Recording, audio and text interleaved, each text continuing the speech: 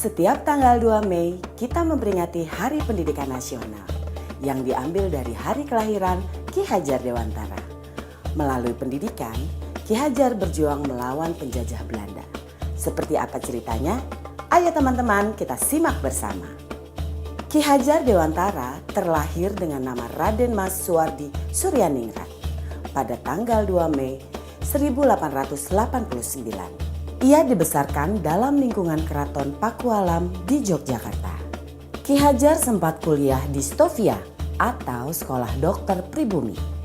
Kemudian ia bekerja sebagai wartawan di koran seperti Utusan Hindia dan Kaum Muda. Sejak muda, Ki Hajar berani menentang pemerintah kolonial Belanda. Bersama Daus Dekker dan Cipto Mangunkusumo, ia mendirikan Indies Partij pada tahun 1912 yang bertujuan mencapai Indonesia merdeka. Akibat kritiknya pada pemerintah Belanda, dalam tulisan Seandainya Aku Seorang Belanda, Ki Hajar diasingkan ke Pulau Bangka. Daus Dekker dan Cipto Mangunkusumo membela sahabat mereka, sehingga akhirnya tiga serangkai ini diasingkan bersama-sama ke negeri Belanda. Masa pengasingan di Belanda dimanfaatkan Ki Hajar untuk mendalami dunia pendidikan dan pengajaran. Pada tahun 1919, Ki Hajar kembali ke tanah air dan terus mengkritik pemerintahan kolonial Belanda lewat tulisan-tulisannya. Akibatnya, ia pun sering keluar masuk penjara. Tanggal 3 Juli 1922, Ki Hajar mendirikan Lembaga Pendidikan Taman Siswa di Yogyakarta. Sejak saat itu, Suwardi Suryaningrat memakai nama Ki Hajar Dewantara. Anak-anak dari semua kalangan, baik ningrat maupun rakyat biasa, bisa bersekolah di Taman Siswa. Perguruan ini memiliki semboyan Ing Ngarso Sung Tulodo, Ing Madyo Mangunkarso, Tutwuri Handayani. Artinya, di depan memberi contoh, di tengah membangun semangat, dan di belakang memberi dorongan. Prinsip ini berlaku untuk semua pamong atau guru dan murid di Taman Siswa. Setelah Indonesia merdeka, Presiden Soekarno mengangkat Ki Hajar sebagai Menteri Pendidikan pertama. Semboyan Tutwuri Handayani pun hingga kini tetap dipakai dalam dunia pendidikan Indonesia. Bapak Ibu calon guru penggerak telah menyimak video profil sejarah Bapak Pendidikan Nasional kita Ki Hajar Dewantara. Pada kesempatan ini, izinkan saya untuk memaparkan refleksi saya terkait pemikiran Ki Hajar Dewantara untuk membuat kita lebih memahami impian besar beliau untuk membawa anak Indonesia mencapai kemerdekaan belajar. Ada dua hal yang ingin saya sampaikan di sini. Pertama, beliau berkata bahwa pendidikan adalah tempat persemaian benih-benih kebudayaan. Pada hal ini, Ki Hajar membuat sebuah koneksi dua hal yang tidak terpisahkan antara pendidikan dan kebudayaan. Dua hal ini adalah satu kesatuan. Menurut Ki Hajar, untuk mencapai kebudayaan yang kita mimpikan, peradaban bangsa yang kita cita-citakan, pendidikan adalah fondasinya. Atau dengan bahasanya Ki Hajar adalah tempat persemaian benih-benih kebudayaan. Dengan kata lain, pekerjaan yang kita lakukan di pendidikan bukan saja pekerjaan untuk anak bersekolah, ujian hasilnya baik, dan lain sebagainya, tapi adalah pekerjaan untuk menjemput kebudayaan yang kita cita-citakan. Dengan kata lain, ini adalah pekerjaan untuk membentuk peradaban. Jadi ini peran yang sangat penting antara pendidikan dan kebudayaan. Dua-duanya adalah satu ikatan yang tidak bisa dilepaskan. Yang kedua, inti dari filsafat Ki Hajar Dewantara itu adalah perubahan. Dalam hal ini, bagi saya, analogi yang tepat untuk filsafat Ki Hajar Dewantara itu adalah seperti tata surya. Selalu bergerak, selalu tidak pernah berhenti dari waktu ke waktu, dia tidak pernah statis. Karena itu, bagi Ki Hajar, kebudayaan tidak boleh statis, harus terus bergerak. Dalam upaya pemeliharaan kebudayaan, bagi Ki Hajar, itu harus terus bergerak sesuai dengan kodrat alam dan kodrat zamannya. Jika kebudayaan itu terisolasi, kebudayaan itu akan menuju kehancuran. Pendidikan pun juga sama, tidak boleh statis. Pendidikan harus terus berubah, menjawab tuntutan zamannya. Karena sepertinya kalau dalam tata surya itu, kalau Bapak Ibu bayangkan, kalau planet itu berhenti bergerak, statis dia, itu akan terjadi sebuah chaos, sebuah kekacauan. Dan itulah yang dilihat oleh Ki Hajar bahwa semuanya itu harus terus bergerak dan bergerak, tidak pernah berhenti. Artinya perubahan adalah hal yang kekal, yang harus terus terjadi.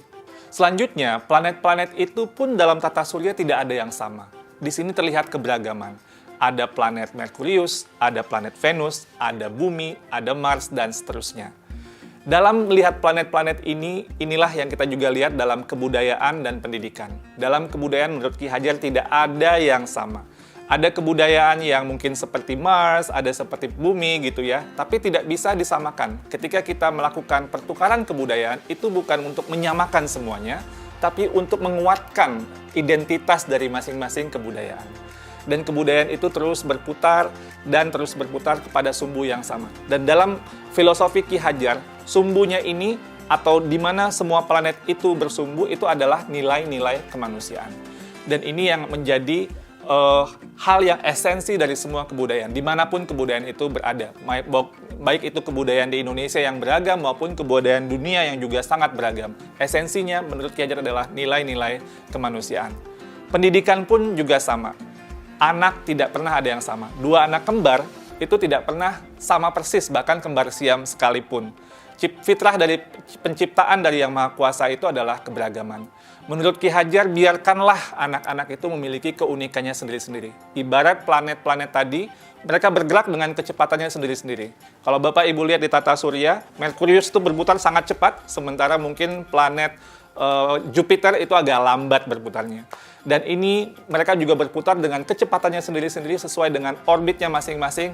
Masing-masing punya cerita di dalam planet yang berbeda-beda. Jadi tidak bisa dipaksakan Bumi itu harus menjadi seperti Saturnus atau Neptunus itu menjadi Merkurius. Semua ada orbitnya masing-masing, semua bergerak pada sumbu yang sudah diatur dan menghamba pada nilai yang sama, yaitu nilai-nilai kemanusiaan.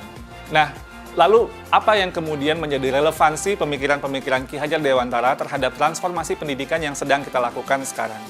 Filosofi Ki Hajar adalah filosofi tentang perubahan, dan dalam hal ini ada 3 kerangka perubahan Ki Hajar Dewantara. Yang pertama adalah kodrat keadaan. Dalam melakukan perubahan, kita harus melihat kodrat keadaan yang terbagi 2. Pertama, kodrat alam, yang kedua, kodrat zaman. Kodrat alam itu adalah terkait dengan alam tempat di mana masyarakat itu berada. Seperti yang digambarkan oleh Ki Hajar, kalau alamnya daerah pertanian itu berbeda dengan daerah pegunungan atau daerah pantai. Yang 2 musim itu berbeda dengan 4 musim dan seterusnya. Ki Hajar bercerita bahwa kalau orang Belanda melihat orang Indonesia itu boros, karena orang Indonesia alamnya sangat ramah sekali. Jadi tidak pernah mungkin berpikir untuk masa depan yang terlalu jauh, karena alamnya selalu menyediakannya. Sedangkan orang Indonesia melihat Belanda itu pelit. Tapi ini Belanda dibentuk oleh alamnya juga, karena dia harus hidup 4 musim, dia harus berhemat, karena nanti ketika datang musim dingin, tidak bisa lagi tumbuh atau pertanian tidak bisa bergerak.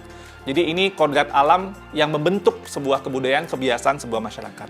Nah, lalu juga ada kodrat zaman, bagian kedua dari kodrat keadaan. Kodrat zaman ini berarti bahwa walaupun alamnya sama, seperti daerah Bandung atau daerah Semarang dan lain sebagainya, itu tidak pernah sama dari waktu ke waktu. Jakarta tahun 1950 berbeda dengan Jakarta tahun 2020 dan akan berbeda dengan Jakarta 2050 dan seterusnya. Masing-masing zaman itu memiliki tantangannya sendiri-sendiri.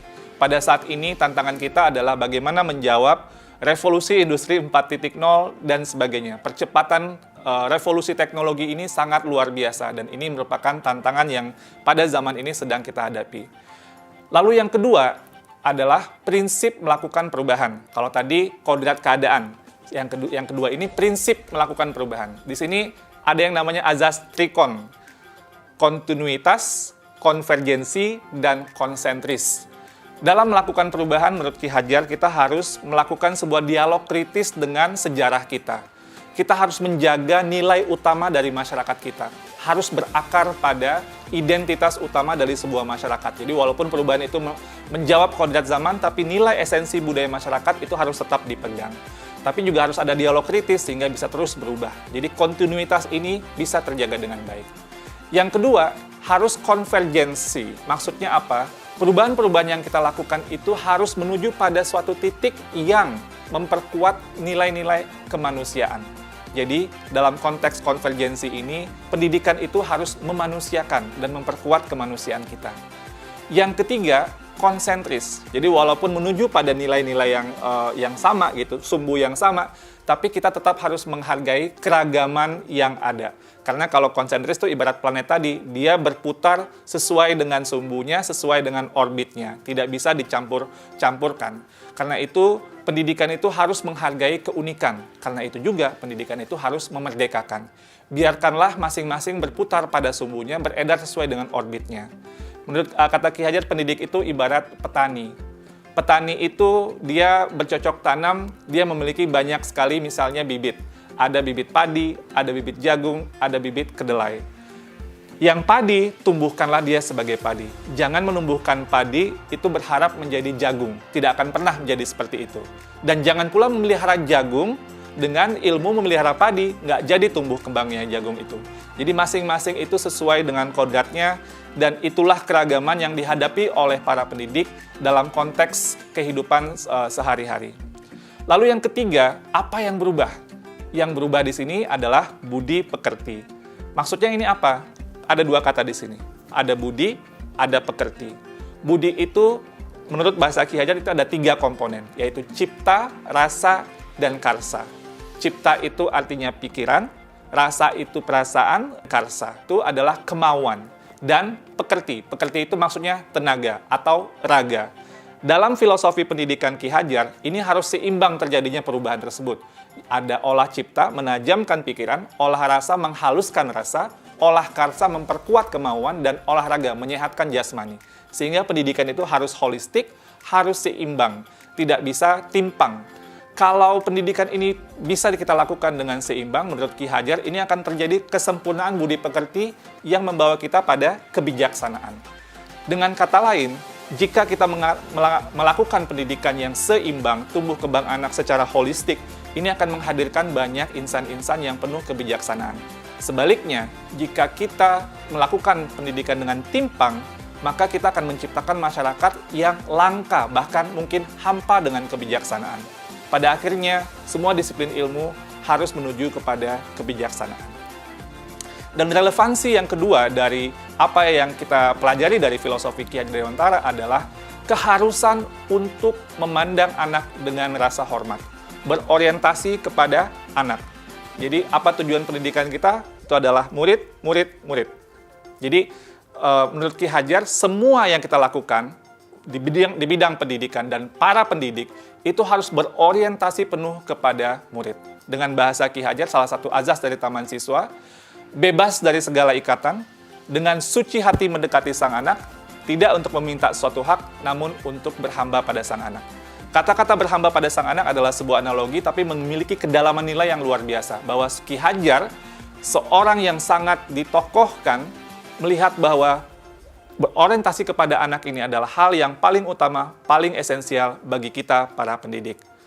Semoga refleksi singkat ini bisa menjadi sebuah inspirasi bagi Bapak Ibu semua, calon-calon guru penggerak yang saya banggakan. Terima kasih Bapak Ibu penggerak, salam bahagia.